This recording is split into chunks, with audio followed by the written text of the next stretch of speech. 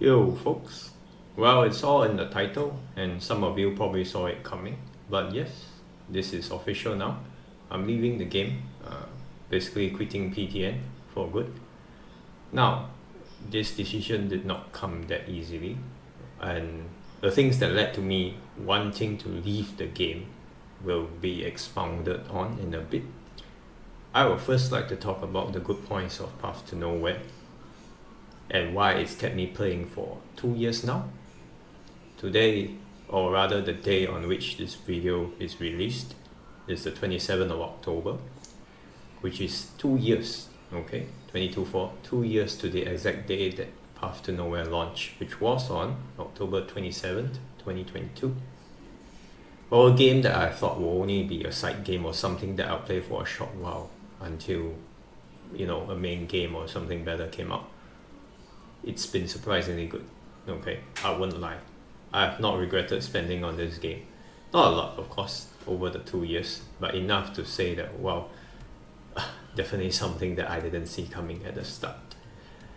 Alright, so first, let me talk about the good points of Path to Nowhere as to why I kept playing for so long, okay? Alright, so let's begin. The good points of Path to Nowhere are obviously the story and music direction. It's not that difficult to see that the story, the lore, the general setting and background of Path to Nowhere is something rather mature and different from what other games usually offer. It's not definitely that apocalyptic, although it could be seen as one, okay? And it doesn't shy away from the toughness and the darkness of society. We often live in a world, especially in the developed world, where we are sheltered or choose to ignore such darkness and such hideous acts. We only ever see them on television and think to ourselves, okay? Or see them on YouTube, whatever, We see them as fiction. We don't see them as reality. But that's not true. These things do happen in real life. A lot of these things especially.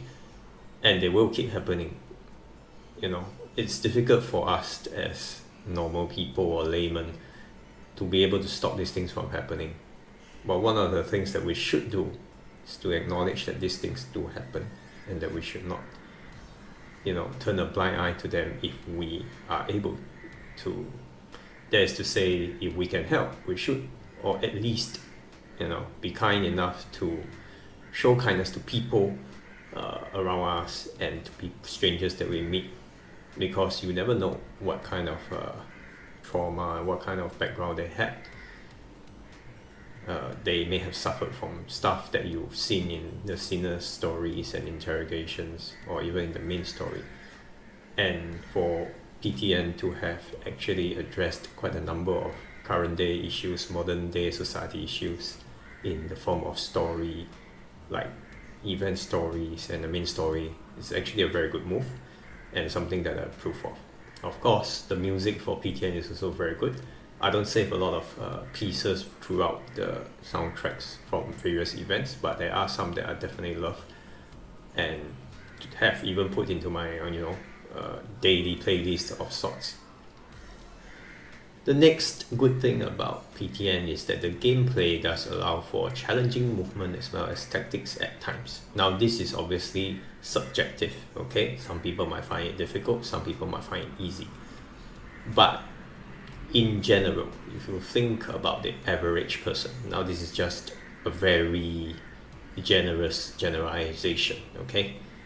It can be said that it's not challenging to the point whereby you won't be able to clear content, or at least gain the minimum or optimal number of rewards. You have to aim for the highest rewards, obviously. And for those who are better adapted to this kind of gameplay, they'll be able to formulate their own strategies based around what sinners they have and the things that they do during the gameplay. It's more action oriented for a so-called tower defense game, something that may or may not appeal to players, but for those that do play and find it it's like even if you clear dailies, right? When you do play the game, you feel like you really playing the game. You're not like, oh, I'm doing this, as a gacha game. I'm auto clearing or whatever. When you do real content, you feel like you're actually playing the game, and to me at least, that's a good thing. Because then, wow, when there are times you don't have content to do, you just clear the dailies, clear your autos without even going into the gameplay. Just get it done within 5 to 15 minutes at most a day, and then move on. While when an event comes, you could clear it over a period of like a few days to a week, depending, or maybe even 2 weeks, and you'll feel like you're playing the game. That's what I want to say. It ties into my next point here. It also says here that I have a script for this, but more than a script, it's just a bullet list of points that I want to talk about. Easy to clear events in general for most relevant rewards. Most of you probably don't know this, but the first event was quite a disaster. Obviously, CN was 3 months ahead of us, but there were launch problems with CN, and the first ever event was Stargazer's Raging Sands. You have it as permanent content now, but for us at the start, Stargazer's Raging Sands was really difficult, okay? We didn't have enough build sinners at the time, and it was dumbed down from the CN version, because the CN version was so hard that many players complained. Since the game had been released not long, I think only about 2 weeks or to a month, I can't remember anymore. 2 weeks to a month in the CN version when Stargazer's event came out, it was really difficult for players to challenge the higher EX levels. For global, we had it dumbed down, but it was still pretty hard. You could clear if you tried hard enough, at least, so that wasn't so bad. And the first few events, if I remember correctly, used stamina. Now all your events don't use stamina, right? I came from an era whereby we did use stamina, so we had to learn to save stamina before each maintenance just in case. So yeah, that's how bad it was, and obviously you don't even see that now. They've really learned from the first event. Next up, we have easy clear of dailies, like I already mentioned, and not so related point, but they do have optimizations regularly now, okay? I believe at the start in the first year it wasn't so much compared to like the second year, but I can't be sure anymore. In any case, they did optimize the game from time to time, small stuff, QOL stuff maybe, which is good, okay? I do like to see that they're trying to improve the user experience. And in my previous video on the developers notes, going forward, they're going to do even more optimizations, better things, maybe update the live 2D as well to the 4-star skin and all. So really, I think that is a good step in the right direction, okay? Maintenance. You don't ever see maintenance ending late, right? Did you know the very first maintenance was almost 24 hours? It was for Stargazer's event as well. Yep. So after that, they had no problems that I remember with maintenance for 2 years. That's pretty amazing, okay? In the sense that you would expect, after seeing maintenance problems with other games, sometimes something will crop up, but they had none. And I think they really tried to learn from the first one, and therefore, not to mention that Global was launched after CN, so even for our first maintenance, there should have been no problems. So having a launch problem, or rather a maintenance problem, was something that of course we could complain about, like, CN came out 3 months ago and yet we're still having these problems, but okay, it's your first one, maybe we'll give you a chance. And after that, they had no problems. Zero. I don't remember any maintenance after the first that had problems.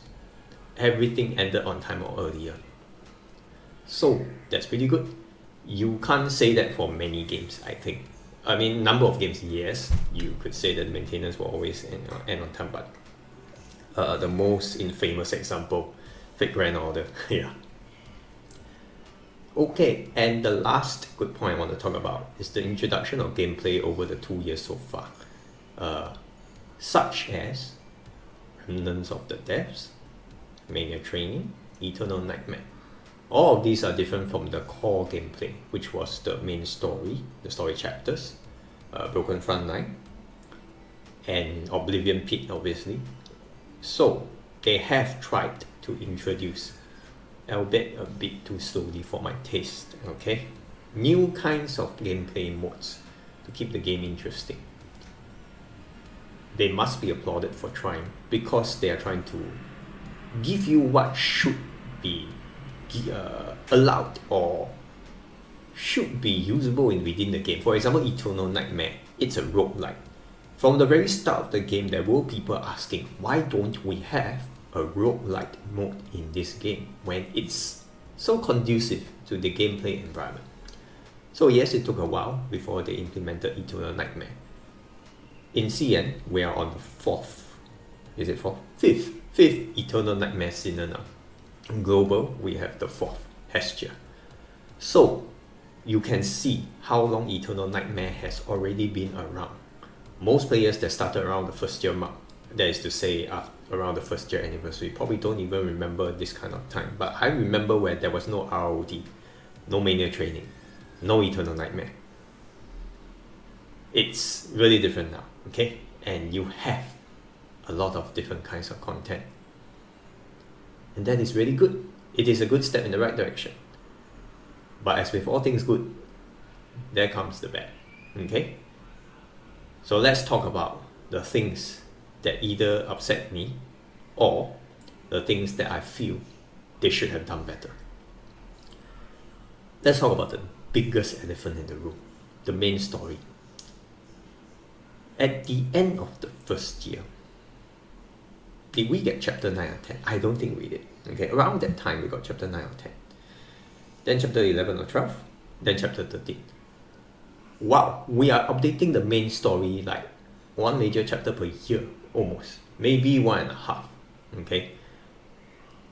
If you want to talk about the separation of chapter 13, the week, okay, which came after the first year anniversary, to the next chapter, which is going to be chapter 14 very likely, that they said is coming in mid-November, which means at the time of this video, they have not even released the next chapter yet.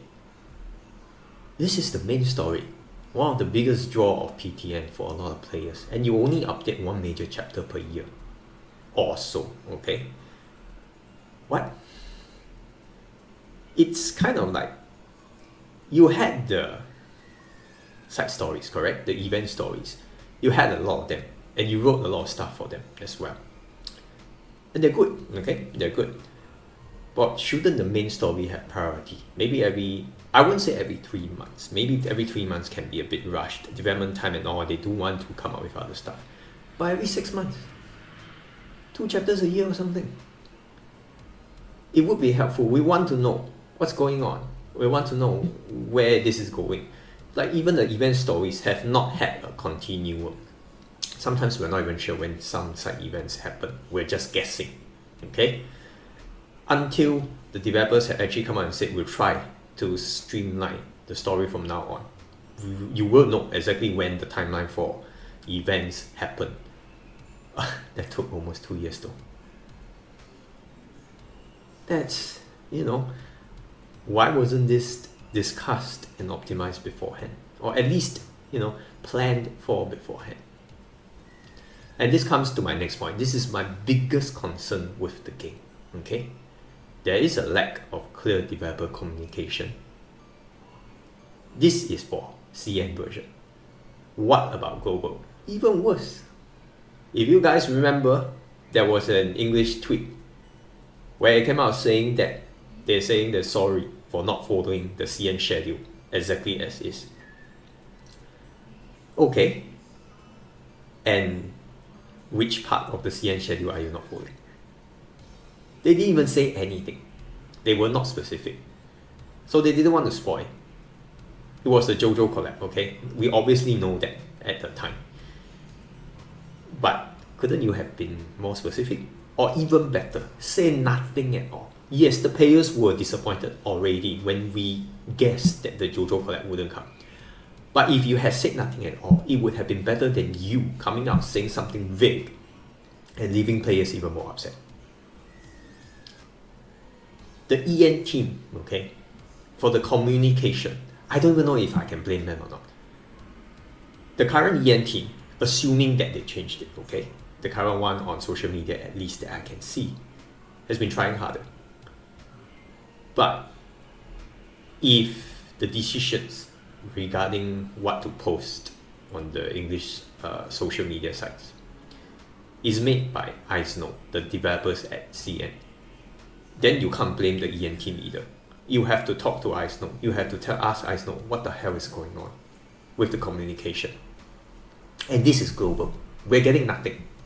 CN is supposed to have gotten, and they have gotten, okay, for 3 months, every 3 months for the last year or so, if I'm not wrong, developer notes and updates that you've seen me do videos of and that I mentioned just now.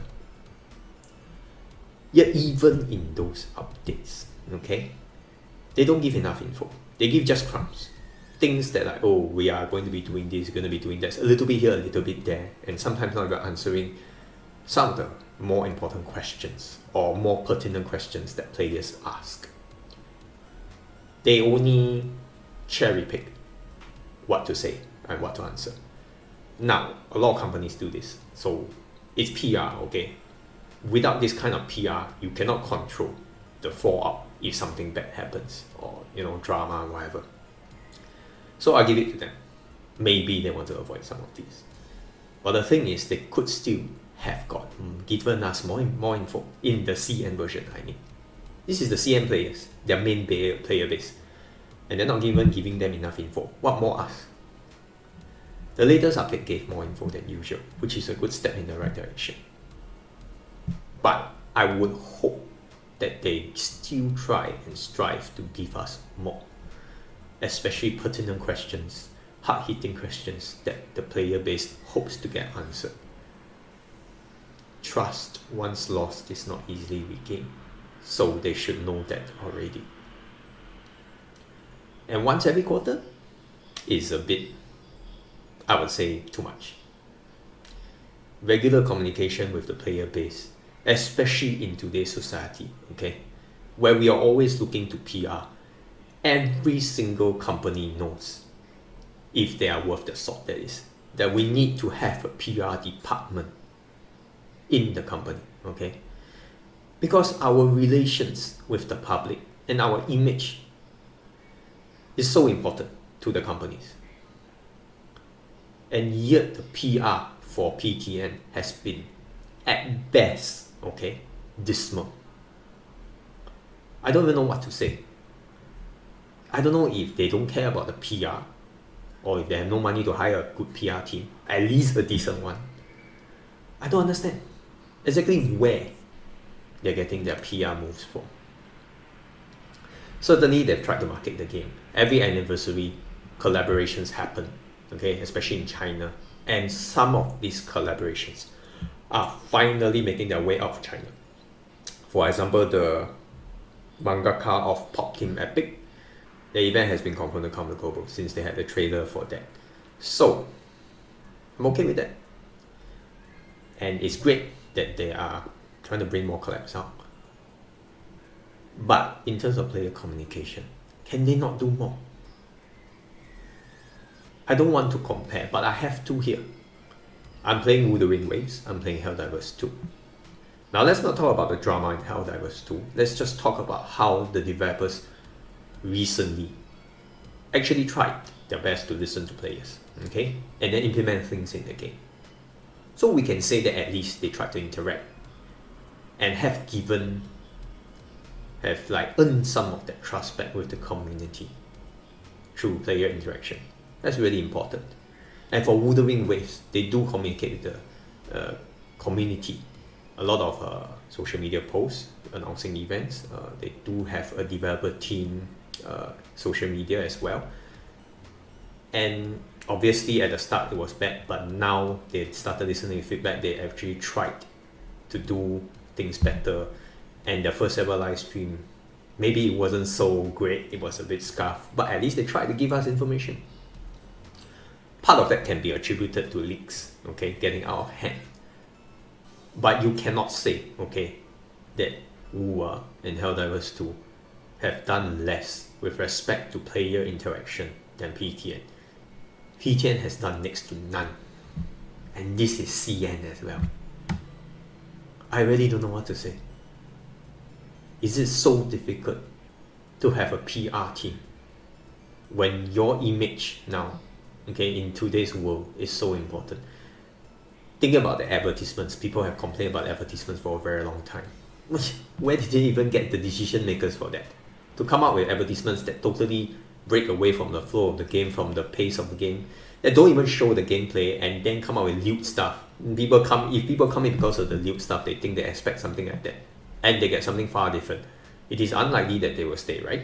Because yes, a small percentage may find it interesting enough to stay, but for the vast majority who actually even click on the ads, they probably like, this is not what I had in mind. So I really don't know why they just can't hire a good PR team. And please, if ever iSnow listens to this, please interact with the player base more properly. Even if it was lip service, you could at least give us an excuse later saying, oh, we couldn't get it implemented. And I think the player base will be okay with that, Next up, the stable core content. Beyond what I mentioned earlier about the new game modes, the core content has never changed. When you go into a round, you want to break cores.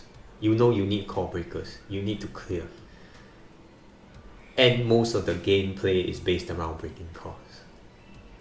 That's it. That's the basic thing about this game. Certainly, it is both good and bad that it is so simple, okay? As in at the base. But that core content can get old really fast. Again, as I mentioned, they're trying to change, and I agree with the direction that they're taking. The thing is, they need to do it fast. Either do it faster or do it in a way that perhaps makes the player base a bit more conducive to change. Okay, I feel like some of the things that have come may not have gone over well with the players. ROD is a good thing. I find that okay. Mania training was a bit bad at the start because of the difficulty, but now they separated violent and hysterical, which is good. Eternal Nightmare has been good from the start. That kind of roguelike gameplay and only getting better from there. I don't play it beyond getting the points for the rewards, but I can see that it's really good for people to test out different teams, characters that they don't have. So that's okay. I'm just saying they need to have more game modes, not just the mini games and the new stuff that come out every event. We've come to expect the same thing, and predictability in itself can be both good and bad. But the stale core content needs to be used in different ways, to change in different ways. Now, obviously, if I dare to say this, I should have something to like say what you can improve on, right? No, I don't, because game development I know is difficult. I'm just saying that if they are trying to change already or to come up with new ways to play the game, even with the base core content that they're looking at, then they should at least try to acknowledge that, part of this game remains stale, and we would like to at least make that stale part a bit more active, a bit more interactive and interesting. This, however, isn't as big a concern. If you are fine with the gameplay already, you will not really think of this as a big problem. Even for me, yes, it looks stale after like 2 years of doing this, but it's not hurting me in the way that no regular interaction with the community and no regular updates from the devs would be. In the same way, Dark Zone has remained the same since the start. This is our 15th season in global. In CN they are having their 17th, if I'm not wrong. Nothing has changed in the sense that yes, the bosses, the stages have changed, but the core gameplay, trying to get 240k, has not. Again, good and bad, depends on how you see it. I would have hoped that they implemented something new, or maybe even something above DC, although that would be a bit too much. But if something slightly different from the current DC, it would be great, you know. An option perhaps to drop from DC to high risk for those players that found themselves, you know, suddenly in DC, accidentally going there perhaps. But that is not, again, too big a concern. However, Tide of Ashes. When I first decided to play this game, days before their launch, okay, I took a look at the content that was available in the game at the time in CN, and I came across Tide of Ashes. Tide of Ashes has always been the main thing that I've aimed to do in PTN, in the sense that I love that mode. This is the one mode that I'm very eagerly waiting for. And over the last 2 years, what have they done? TOA isn't even a regular content, in the sense that there's no fixed schedule, okay? Yes, it comes. But when does it come? We don't know unless we follow the CN schedule. I think this break, okay, between TOA 7, TOA Season 7, which we already had in Global, right? And TOA Season 8, which was announced recently in CN to be after mid-November, the main story update, which means it's coming in December. It is about a gap of 6 months. 6! Then what are guilds for then? You have co-op, correct? In TOA. But it comes irregularly. You don't even know when it comes. By the time a TOA comes, some guilds have lost members. People stop playing, lose interest, move to other guilds or whatever. And then what? At least if TOA was somewhat regular, every 3 months, every 4 months, and people will know, okay, we have to prepare for the next TOA. It's great, we know it's coming at this time. But no. So what can they do in this aspect? The first thing obviously is to make sure the TOA is scheduled regularly into their schedule. The second, perhaps, is to give us more co-op content. However, that will not only take a lot of resources, it will also take a lot of time to develop a proper mode for guilds to take part in. So, the particular new co-op content, if they do look into it, would not be something that will come soon, if ever, okay? In that case, just regularly scheduling TOA will be enough, honestly. At least guilds will have a reason to be like, okay, by this time, please be here. It'll be so easy. Next, it took almost 2 years to get the direction right in terms of some stuff. For example, affirming updates to gameplay, trying to communicate more with the players. Small things like that they should have gotten right at the start. Or perhaps along the first year. 2 years is too long a time. Some optimizations should have been there in the start as well. I'm not saying they're not good. I'm saying that some of it could have been there in the start because they could have learned all of this from other games. It's not like there's a lack of games out there in the market that you cannot learn from. But again, a small gripe. And finally, I have one last small gripe, okay? I play on an emulator, Nox Player. I do not try to play the game on the phone. It's a bit difficult because of the small screen. So, if you play on emulators, you will notice that there's a consistent problem, okay, across all emulators, if I'm not wrong. The game tends to stutter and slow down or in some ways. It's a very weird thing, okay? And to clear it, you need to go into a story chapter, basically just a cutscene chapter, skip that cutscene chapter and come out and it'll be fine from there. I don't know, it just doesn't seem optimized for emulators, but okay, it's a phone game, okay, it's meant to be played on the phone. So again, a small gripe. I would have hoped they developed a PC client for this game, which would be very helpful. But some of these mini games, like if I'm not wrong, the current Rock Girl or something, in Demolia's mini game would be difficult to play with just the mouse. Although obviously you can set up keyboard commands on the emulator to play so that it looks like you're using two hands, correct? But again, the game has potential to be played on a PC. If not on an emulator, then a PC client. However, a small gripe, because I understand trying to port something like that to a PC can be time consuming in terms of development costs, as well as expensive perhaps. So okay, that's fine, it's a small gripe. And that's basically all the problems that I had with PTN. With all this, okay, I actually made the decision to leave around the time of LL's event, okay, at the start, even before LL's event started in global. But I decided to stay because, for the while at least, until the second year anniversary, because I already knew what was coming, correct? Thanks to following the CN schedule. And that's something that shouldn't be for global. We should not have to know the CN schedule to know what is coming, or at least have an idea about what is coming. Yes, it's helpful in terms of knowing what characters you want to save up. I don't disagree with that, okay? But other things, maybe the developers could have told us more, could have notified us more, could have informed us a bit more. Just the same developers notes translated into English would have been better than absolutely nothing. With all that being said though, my time with PTN is ended, but that does not mean that your time with PTN has. If you're a current player, please continue and stick with the game.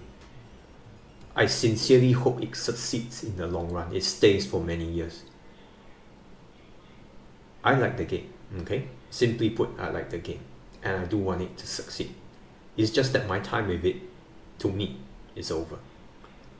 If it succeeds in the future, that success will be without me. That's all. And one less player isn't going to hurt a game that much. But players that do like the game, you came in late, perhaps you came in first year, you are a veteran since the first day like me, it doesn't matter. If you like it, you feel like you can stick with it, you feel like you can continue with it, please do. There is no reason that you shouldn't. The only time that you would like to quit is when you finally feel all passion for the game leaving, or if your life has gotten so bad and busy that you know you cannot afford to play a game like that. If there are new players, or players that have not given it a try, and you have come across this video by chance, or come to this channel and this video because of other games or other content, please give it a try. Path to Nowhere is available on both Android and iOS. It's free, okay? You don't even need to spend money in the game. If you want to, you can, but you really don't, okay? It just takes a long time to build something up. It's a marathon, it's not a sprint. You cannot hope to get so much achievement, so much satisfaction from getting something quickly in the game. Now then, let's see what I've achieved over almost 2 years in terms of sinners. I have not wrote for every single sinner, obviously, but I have built up those and wrote for those that I already wanted. So let's have a look. I have 7 level 90 sinners, as rank that is. A further 30 over of built sinners. That is how far I've come with 4 to 5 season passes, 4 to 5 monthly subscriptions, if I'm not wrong. But I've also paid for draws sometimes, like during anniversaries and the S-Rank selector for, I think, both the half year and the 1.5 year anniversaries. I have used both on Stargazer. You can see she's shackled too. She was my first ever gacha, in the sense that when the first event story came out, I remember I wrote 60 times to get her, and she has never come out for me again. Honestly, this game, I tell you. But that's gacha luck, so you really can't complain. Where sinners are concerned in terms of shackles, right? The only S5 that I have are Hamo and Summer for some reason. Summer was my first S rank in this game ever. I have a lot of S4 and S3 sinners, and really I think a lot of build A's as well in order to fit into teams and the like. I think the one biggest regret when it comes to sinners is Darren, honestly, and Shalom, these two.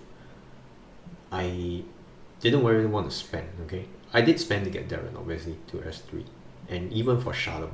Shalom's was worse is because she came with Kokalik. And Kokalik, obviously, I wanted S3 really bad. I spent a bit, I believe. I can't remember now. But I spent a bit for Shalom S1.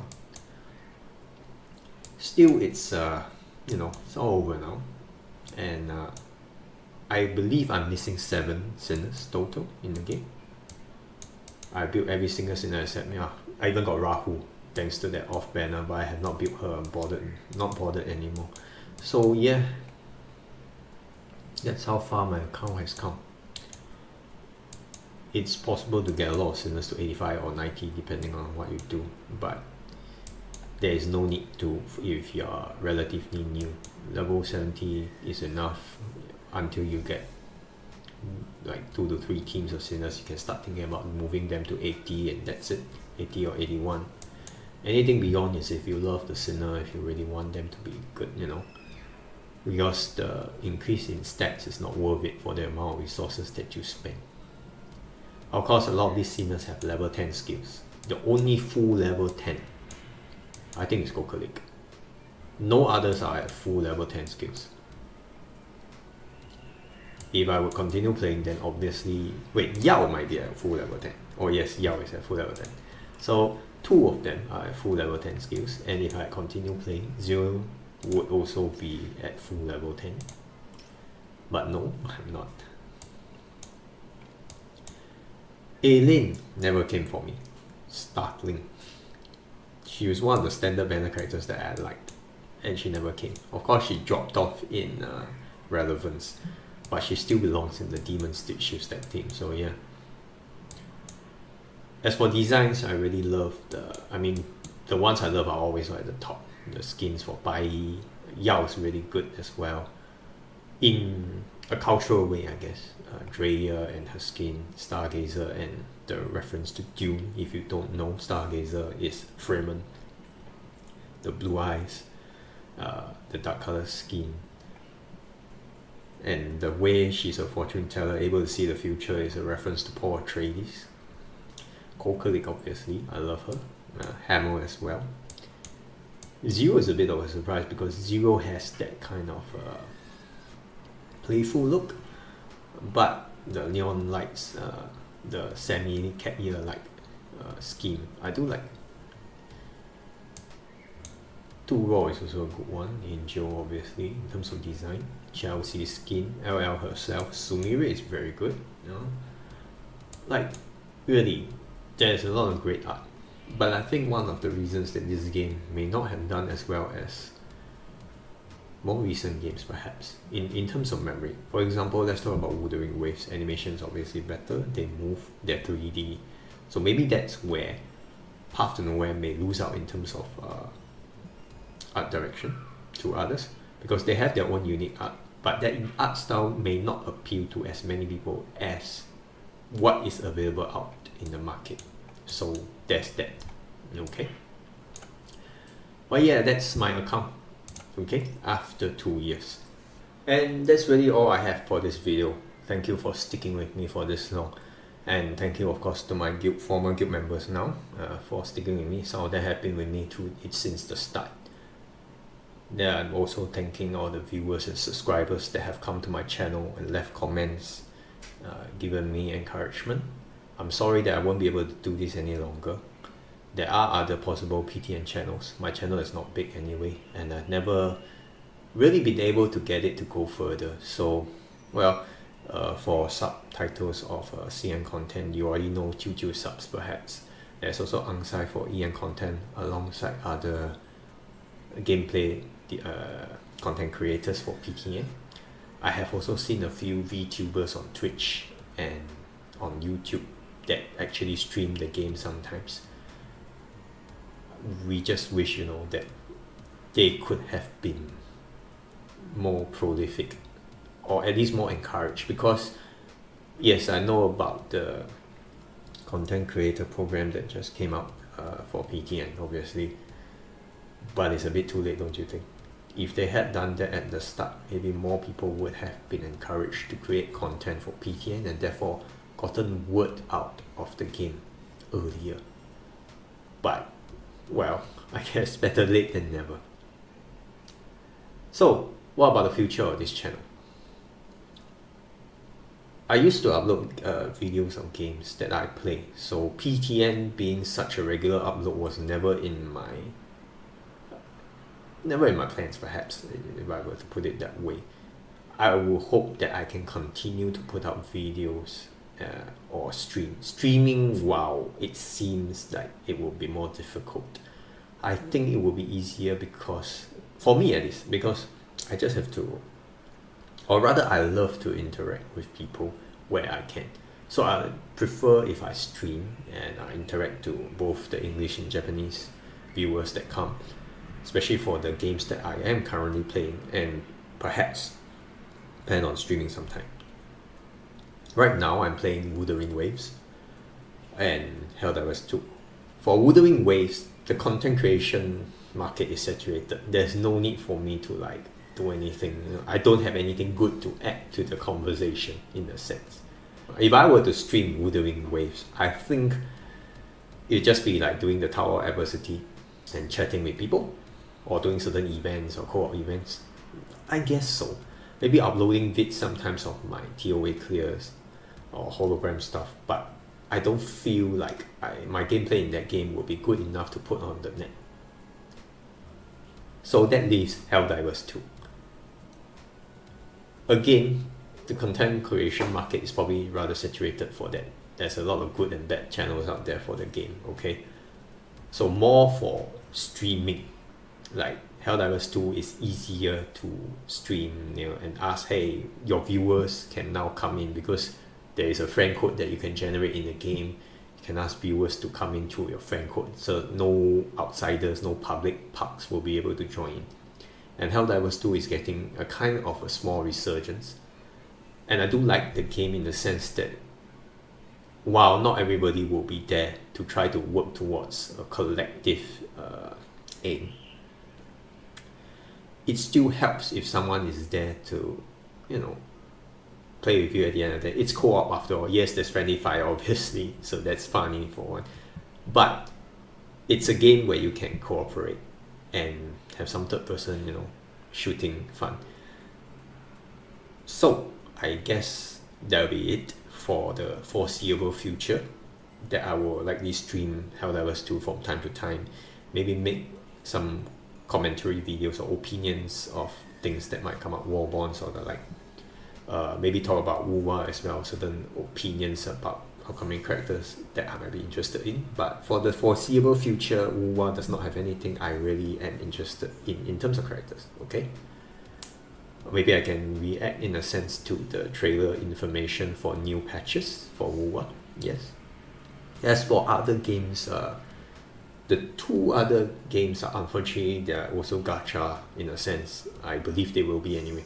Neverness to Everness and Duet Night Abyss. These are the two that I'll be interested in. And really that's it.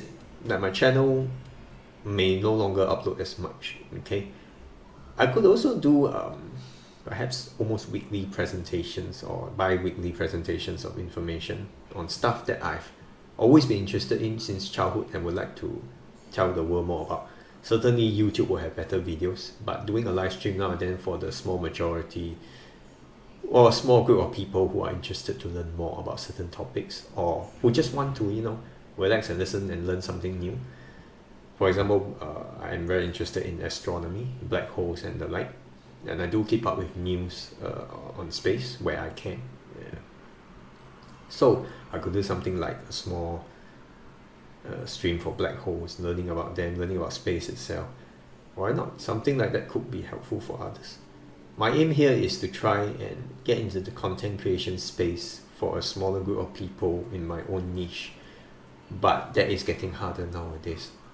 So instead of worrying like, do I have my own niche or not, maybe I will just do it and hope that, you know, for the people who come, I actually bring something of value to them for their time. And I guess that's really the best way to put it. Obviously, this model is a bit of a problem. We all know why. A certain company, okay? But I did get this model for free, so can't complain. If I were to get a new model, I have to pay, most likely. It won't be cheap, obviously. But we'll see, okay? If you're interested in like continuing to follow me, I thank you for that. And I hope that I'll be able to give you something of value in the days to come. And that's it for this video. I'm sorry it's become so long. Have a good day or night wherever you are. And if possible, I'll see you in the next video.